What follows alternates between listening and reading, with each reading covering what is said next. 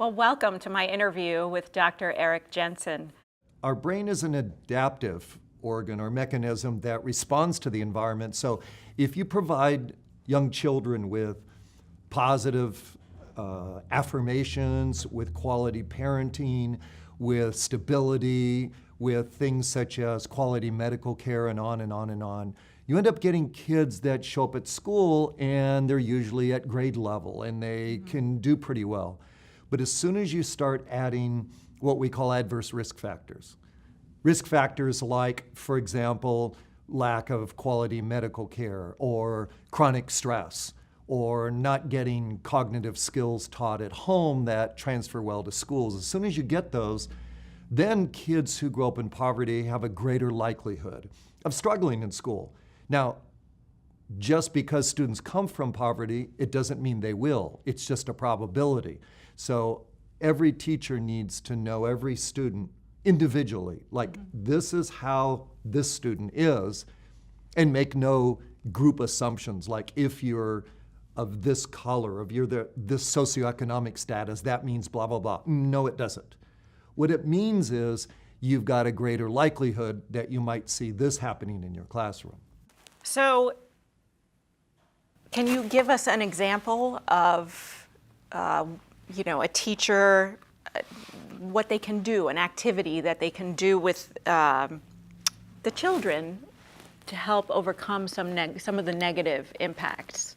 Well, lots of things come to mind, and I think for many teachers, the difficulty for them is what's really going on is hidden, it's disguised. So I'll share one with you, and then we'll do another one a little bit later on. The first one I want to share with you is that many times students will act out in the classroom. A teacher says one little thing and it just triggers like a crazy, upset, angry behavior. And some teachers just go, whoa, get this kid out of my classroom. When in fact the student has a stress disorder and the teacher had no clue what was going on at home or didn't suspect that. Another thing that might go on would be something cognitively, where if you ask me what would be the 5 greatest indicators of student success in school, starting, let's say, at age 5, most teachers couldn't predict them. If you said, would it be IQ? Some would say yes. If you said reading scores or math scores, some would say yes. But none of those are as high a predictor as one we'll get to in a few minutes. And that's why it's important for teachers to at least start with some awareness so they know what they're doing at their job. When XYZ happens for a behavior, it might be chronic stress is the real issue, and they can mitigate that with how they teach and teaching students self-regulation skills. Or academic challenges, one of the biggest ones is when they don't even know, and what it looks like, sounds like to them in the classroom is something totally different than what it really is. So what you're saying is that if you give your students A, B, and C to work on a sequence, and Mary hears you and does A, but then sits there and does not complete B and C, it's not because she's being difficult, she just perhaps doesn't remember or doesn't know how to do B and C. Yeah, I think a good way to understand students is to be someone that asks more questions and assumes less. And part of what we're after is building equity into the education process. So equity for this student might be to have a conversation with her about her and ask questions like, I love how you jumped in and got A done. Tell me what happened. Instead of assuming, just ask them to tell you what happened. It could be that she didn't remember it. It could be that her mind flipped to what's going on at home, and maybe bad things are happening at home. It could be that she started feeling a lot of stress and didn't know how to deal with that, and on and on and on, but you won't know unless you ask. And a teacher who says, yeah, but I can't be asking everyone. I say the first step is to know just ahead of time that there are probabilities that if students come from poverty that chronic stress may be a bigger issue than you think it is. Right. So what you're saying, because teachers always want to fix things, the first thing that they can do is jump in and ask questions. Absolutely. Get to know their students, get to know what makes them tick, and maybe a little bit of what's going on at home.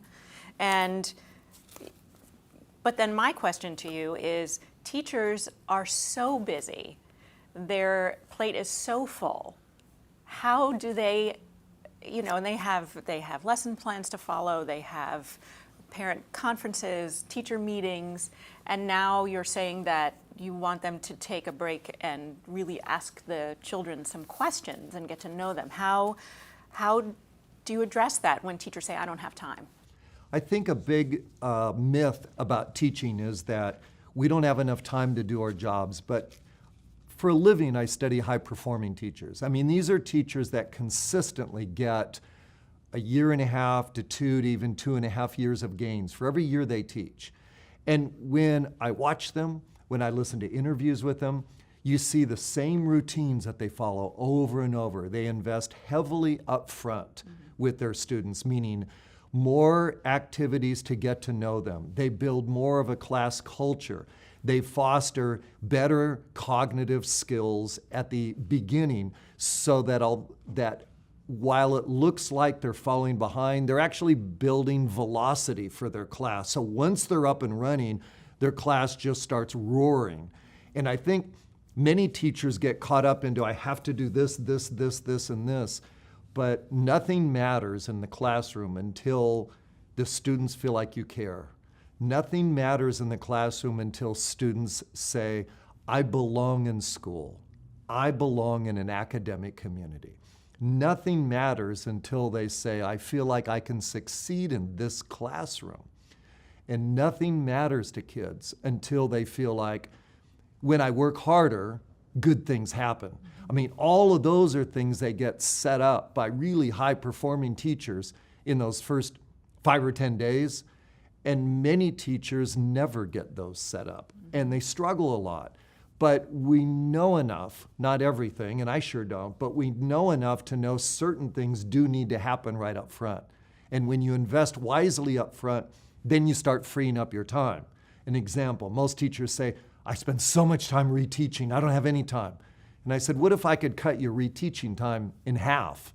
Would you be interested? And they're like, yeah, but you can't. The kids, they don't remember things. But you can make this tweak and they'll remember more. This one, and they can retrieve more. And this one, and they'll care about it more and remember more. So there's really a lot that can be done.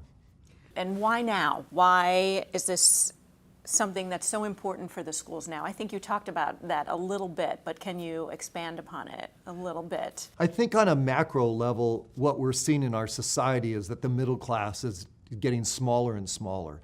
And we're seeing that there's greater numbers in the upper class population and greater numbers in lower class population. So anyone who thinks that this is just a quick passing trend is not looking hard at the research. So we see increasing amounts of poverty, we see increasing amounts of stressors for children, and we see increasing numbers in schools of kids who grow up in poverty. So that's sort of the macro picture.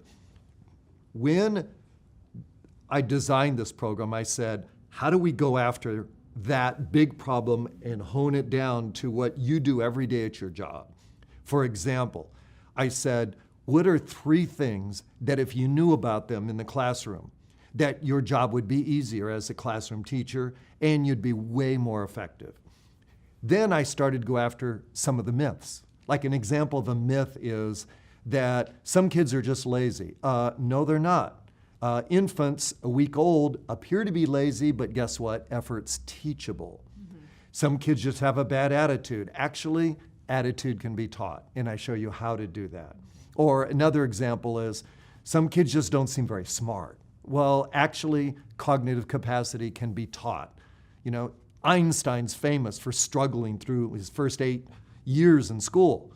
So clearly, intelligence and clearly so-called smarts are teachable. So those are the kinds of things that have to get dispelled before teachers will say, okay, I'm listening. You know, what else can I do differently? And before the program's finished, not only have we gone through how do you do this, how do you build effort, how do you build cognitive capacity, but Then we work our way up to the school level. How does the school become more effective from the big picture point of view? And how do we get more effectively from a personal point of view? There are those that would say that poverty is a cultural thing. We've always had it and we always will. I think one myth about poverty is that there's a certain culture that is common, almost like there's a club and everybody who is poor is in this club, but it's not true. Actually, poverty comes in all different shapes and colors and intensities. So if I introduced you to a friend of mine and I said, hey, I want you to meet my friend, by the way, he's middle class. Like, what does it tell you about them? It doesn't tell you a thing. But if somebody said, let me introduce a friend of mine, he or she is poor, suddenly people bring up all these stereotypes about poverty, most of which are false. Poverty is about more than what's in somebody's bank account. Somebody could be poor and be kind, loving, have moderate levels of stress, and end up sending their kids off to college. And that happens. What could also happen is middle-class families and upper-class families could suffer from plenty of stress coming in for different reasons. There may be drug abuse in the family, violence. There could be parents that divorce. The bottom line is that knowing that a student comes from poverty only gives you some likelihoods and probabilities. And I'll keep bringing this back to know your students individually. So what poverty means to me is, whenever I hear it, it means we have to foster equity, which is a way of saying, how do we help this student succeed? That's what we have to go after. Poverty can be a disadvantage, but we have to say the solution for it is equity. And that's what the online program I've developed does, is it shows you how do you foster equity in every part of their school experience. You've seen this at work in schools, teachers using equity. What makes the difference? What are they doing that makes the difference between, say, a child that comes from an impoverished family and one that comes from a middle-class family? Couple of quick examples. One school in San Diego that is a public school, 100% of the students come from poverty. So it's a combined middle and high school. So every student that comes to the school is from poverty. So how do they help students get to the top? The school's mission is to be the school that helps every student who attends be the first one in family history to go to college. So that's the school mission. So I don't believe college is for everybody, but that's this particular school mission. So how do they foster equity? Here are two quick examples. Number one, every student stays after school for about 55 minutes to get homework done on campus.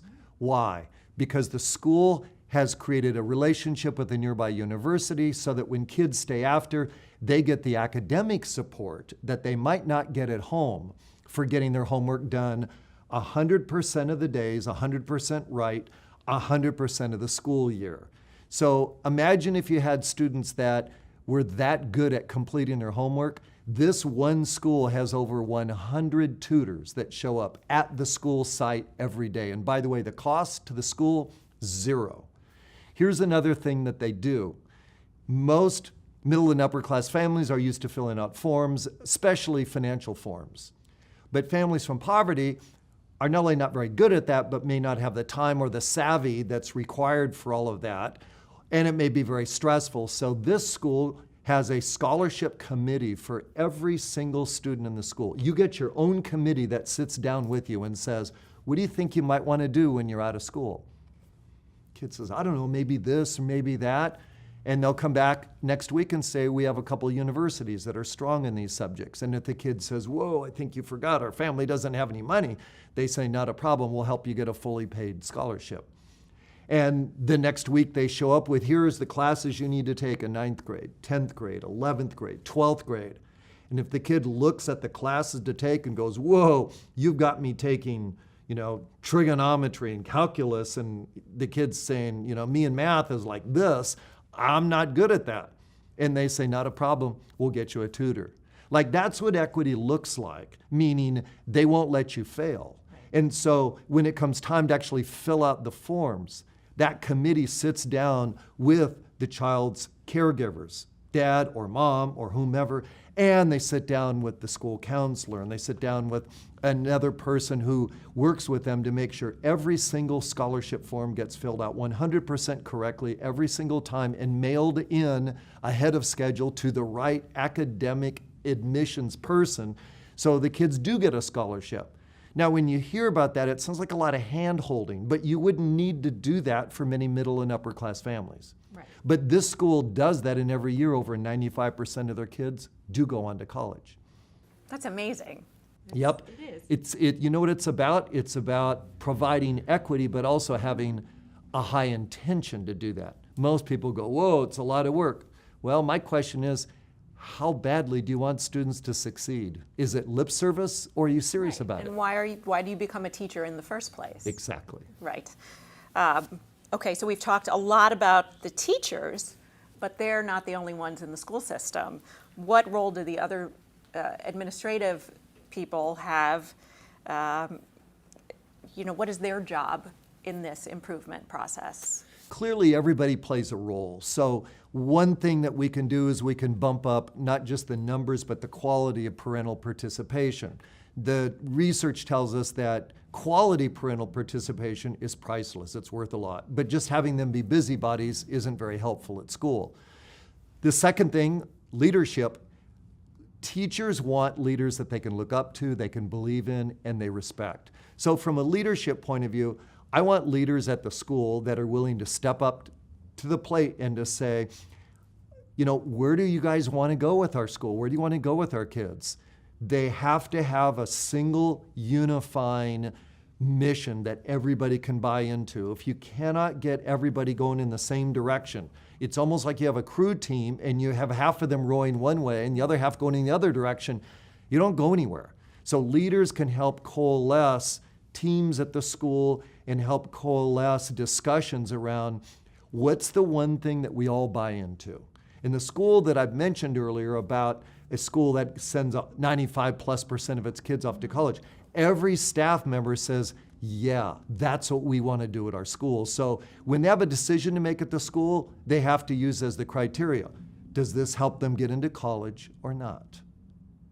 And so every school needs that one big thing. So that's a leadership role. So you got leadership, you got parents, and you have teachers saying, okay, at our school, how do I make small, crucial tweaks in the way that I teach so that I'm more effective in my job?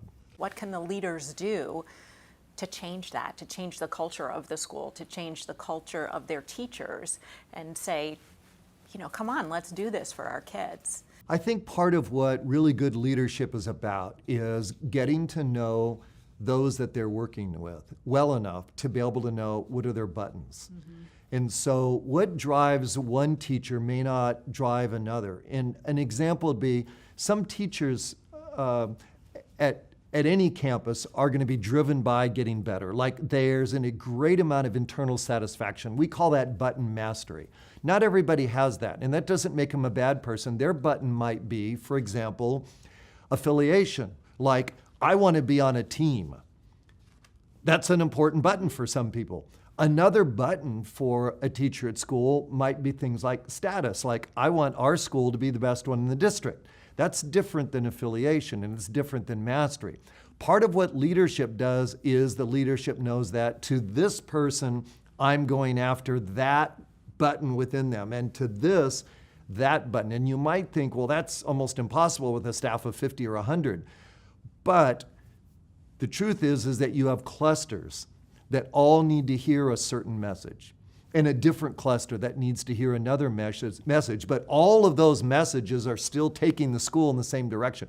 That's what amazing leadership does. I tell leaders the best way to get your school started is simply to write down what moves you, what drives you, what are your big drivers, and then the things you didn't write down, those are the gaping holes in your leadership. That's where you need to go after others. It's kind of an all-encompassing cultural environment where the teacher, the principal or the leader of the school says, I'm going to get to know all of you and I'm going to know what makes you tick, and you're going to then pass that down to your children in your classroom. So it's a wonderful way to be, not only in schools, but in life, you know? Every one of the schools that are successful, you walk on campus and you can feel that. What you feel is that kids want to be there, they feel like they belong, teachers want to be there, they either like or love their job. And the leadership is doing the important things at campus. So yes, the relationships are a core piece, everybody hears that, but what they don't know is that they're probably twice as important as what people think they are. And without building the relationships, the leader has almost no chance of success at the school. In order to do this, you're asking them to work together over time. So I'm going to simplify this for anyone who wants to be at a more amazing school. Now, our program breaks this down into way more detail, but here's the simple version. Number one, everybody needs a strong why. Why are we doing this? And you can find plenty of evidence for that when you start looking around into what works with leadership, and that is leadership conveys a compelling why. Teachers need to have a strong why, leaders need a strong why, and students need a strong why. So with a strong why, you've got a pretty good start. The second thing, there's got to be a really clear path. A clear path means where are we going? If we do this, then what's next? If we do that, what's next? And when we do that, what's next? And so when leaders fail to provide the why and the path, what's left? Support. So every time I talk to teachers who are at a school that's struggling, they'll always name at least one of those where there's a breakdown. They'll say, I don't know what we're doing this year. They tell us to do 20 different things. Or they'll say, I'm not sure what we're supposed to do each day, like we don't have a clear path. Or nobody cares about what we do. There's no support for it. This has been so fascinating so far, and we've learned so much. You mentioned in the beginning some things that we really didn't notice about children in the classroom that teachers needed to be more aware of, and one of them was chronic stress. What is the other one? There are actually several, but I'm going to introduce just one other thing that is commonly misdiagnosed. So if a student reads something, then the teacher says, tell me what you have just read.